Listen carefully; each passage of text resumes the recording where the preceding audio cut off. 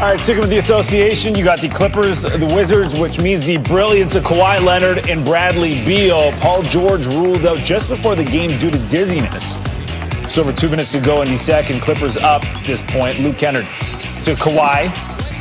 Well, patience there, jams it home. He was 6 of 7 from the field, 14 points in the first half. Bradley Beal, that's easy for him. He had 17 points in the first half. The Wizards go on a 9-0 run to pull within 61-54 at the break. A little over 3 minutes to play. Wizards down by 1. Russell Westbrook, Morris Wagner, corner 3. Gets it to go. Wizards taking a 2-point lead. They've been playing much better as of late. Then it's Beal, certified bucket. Game high 33 for the NBA's leading scorer. Wiz up by 4. Then it's Leonard running the floor. He's going to pull up. He needs a 3. He gets the 3. Clippers down 1. He had 22 in this game. 7 seconds to go. Wizards up 2. Hachimura at the line here. Going to miss the second free throw. Westbrook able to knock the ball back to Beal. Going to run out the clock. The Wizards with an impressive win. 119-117 over the Clips. Giannis Antetokounmpo, Ja Morant. Listen, if these two actually end up guarding each other in the Bucks-Grizzlies game, somebody has blown a defensive assignment. That's not how it's supposed to go. As if Antetokounmpo's not hard enough, let's throw in a Valanciunas as well. Thinks about the shot, turns it over. Giannis comes the other way. Stuff. He had 26. Right in the third. 10-point lead. Milwaukee under control. Ja Morant takes that. Spots up from that spot. They'll give you 3. 7-point game. Now it's a 3-point game. Morant, he didn't have to stay behind that little arc line. He can get all the way to the bucket, and he does. 16 points in the third quarter. After just 7 in the first half, we're even at 84, headed to the fourth. Grizzlies had been down by as many as 18. They have the lead here. They have the lead by 3 after Morant gets by Giannis and lays it in. Buck 30 to go. Chris Middleton should be an All-Star, is not. Makes an All-Star caliber play. He had 22, 1-point game. Minute to go. Grizz up 2. Morant. That didn't go so well. Got a turnover. Drew Holiday, nice, forces it. Bucks call a timeout. Holiday manages, stays in bounds. Quick hands, so the Bucks have the ball. Coming out of the timeout, down 2. Giannis, Pat Connaughton. Notre Dame is in the hizzy. Knocks that down. Bucks have a 1-point lead. Middleton, free throws to put the Bucks up 1. No biggie. Morant gets what he wants, and that's to the rim. So now the Grizzlies are up 1. No timeout. Don't cut away. There's no timeout. Holiday comes down. How pure is that shot? Drains it. Bucks 1-point lead. Grizz called their last timeout. 2 seconds to go. They inbound it. Desmond Bane. That's not a great shot. Didn't go in, and the Bucks hang on to win. 112-111. Morant finished with 35 points. Fear the deer.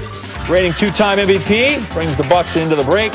Well, in a much different spot than the past 2 seasons for sure, but even with Milwaukee's inconsistency, Giannis has not fallen off much, averaging 25 points, 10 rebounds, 5 assists per game for the 3rd straight season. Over the last 30 seasons, nobody had done it more than once. This cat's on that list 3 times. It's Dame time, you know. You can tell by the gong. Actually, you know what? You can't set your watch by Dame time because it's always Dame time. Lillard put a knot on the Warriors' head with a game-winning 3 late Wednesday. He put more knots on the Kings' head Thursday. Hits that one. That was in the first quarter. There's another in the first quarter. Second quarter, let's see. Lillard, still good. Yep, still good in the second quarter. 21 in the first half. Third quarter, we ignored. He was still good. We go to the fourth quarter because this also is more important Dame time. This is when he operates, man. Grades of Dame time. Finds Enes Kanter.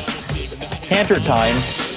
Kanter, not really a thing. Gallup, it's more a horse thing. Kanter 22, 21 rebounds. I like the 2020 game. Lillard drives, lays that in. We're back and forth here. This was a tight game. I don't want to belittle the Kings in this one. Lillard, that's a big one there, though. Members bounce at home, puts them up 4, and then one more time for good measure. That's about where he beat the Warriors from on Wednesday night. Knocks it down. He had 44. His team wins by 4, 123-119. All right, Nuggets taking on the Pacers. First quarter, Nikola Jokic was drafted by Team LeBron, matched up against Domantas Sabonis, drafted by Team LeBron. So they'll be teammates this weekend. Jokic here, though, taking the young fella to school. How about that little fade right there? However, he's called for traveling. So it didn't really matter. Please disregard. So he scored on that. Sorry, he scored on that fadeaway. Then he has to call for traveling here. Okay, so the first one was good, actually. Jokic can't believe get called for the travel there, but he did. Fourth quarter, Nuggets up 11. Michael Porter Jr. knocking down the three. 24 points, 11 rebounds. Later in the fourth quarter, Jr. gets the block on one end. Then goes Jamal Murray with the steal. Bucket. Nuggets up 18. Under 3 to play. Jokic driving. I mean, he's looking quick, man. Dad bod God. I'm not sure quick is where I was going with that. Maybe Embiid. A little too nice. Not where he needed to be. Here's how the West has been won in the first half of the season. If you had the Jazz and the Suns at the top of the conference, good on you. That's what it says here. Nobody had the Jazz and the Suns at the top of the conference, but that's where they are right now. The Clippers and the Lakers, they're within striking distance. And then you see the Blazers slowly moving up in the West. Told you he'd be back. Tim Legler joining us again. And Tim, this time we talk about the West. And it really is a mixed bag. You look at the standings and you're seeing a lot of surprises. What has stood out to you so far? It's got to be the Utah Jazz. I mean, this is a team now that's making it interesting for those two teams in Los Angeles. It looked like a foregone conclusion the Lakers would repeat when they went out and added Shooter and Montrezl Harrell. Clippers, we know, are loaded. But the Utah Jazz are legit. This is a legitimate, not only Western Conference contender, title contender, because their style of play is sustainable.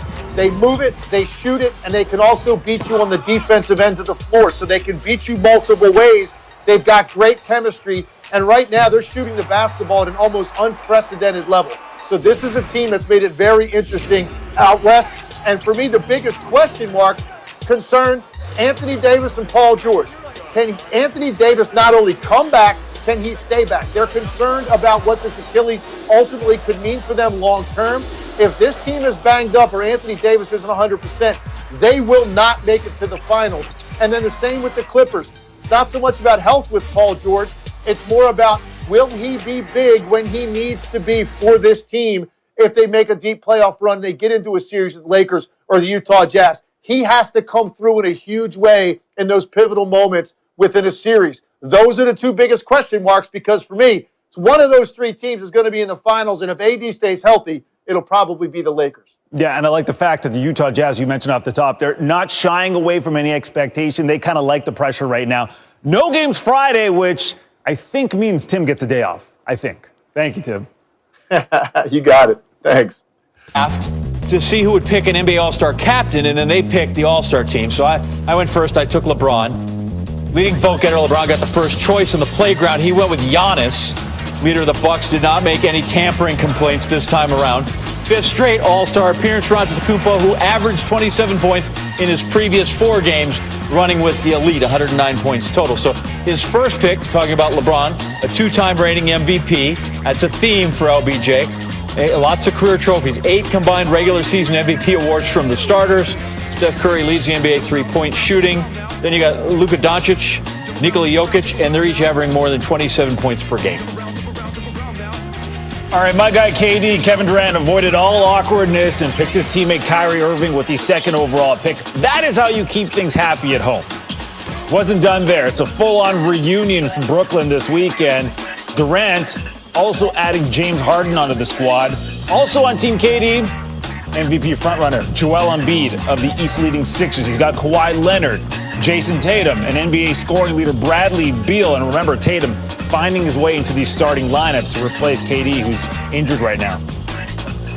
Best record in the NBA belongs to the Utah Jazz. There are 2 All-Star players, Donovan Mitchell, Rudy Gobert, did not have draft status that reflected the team's lofty accomplishment. Mitchell, last pick for Team KD, and Gobert last on Team LeBron. Really, because like who needs defense in All-Star game? No offense, fellas. I just want to say something because there's no slander. There's no slander to the Utah Jazz, but you guys got to understand.